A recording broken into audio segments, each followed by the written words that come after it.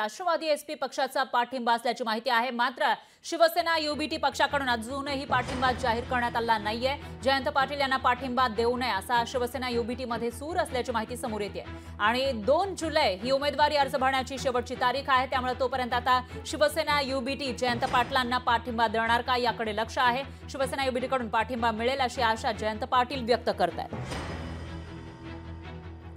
याविषयी जयंत पाटील यांच्याशी बातचीत केली आहे आपले प्रतिनिधी चेतन नावरे यांनी।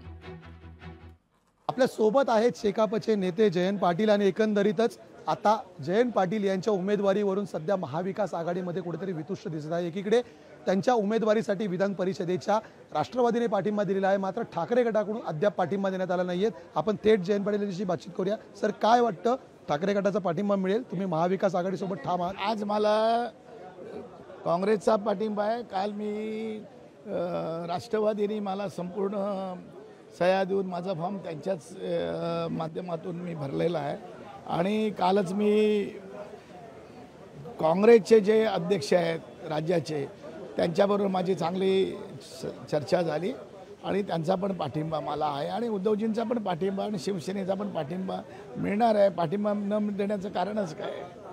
सर, पण एकंदरीत ज्या प्रकारे ठाकरे गटातील नेते चर्चा करतात, रायगडमध्ये आम्हाला लोकसभेला तुम्ही मदत केलेली नव्हती, असं कोण करत नाहीये, त्याला काय प्रॉब्लेम नाही। 1-2 कोण बोलत असतील, पार्टी आहे तिथे मतभेद असतात, त्याच्यामध्ये काय प्रॉब्लेम वाटत नाहीये आणि सातत्यानं आघाडीच्या पाठिंब्यावर मला बाकीच्या पण माझ्या मित्रांचा पाठिंबा भरपूर मोठ्या प्रमाणात आहे। कॅमेरामॅन राजेश बनियारसह मी चेतन नावरे, मुंबई।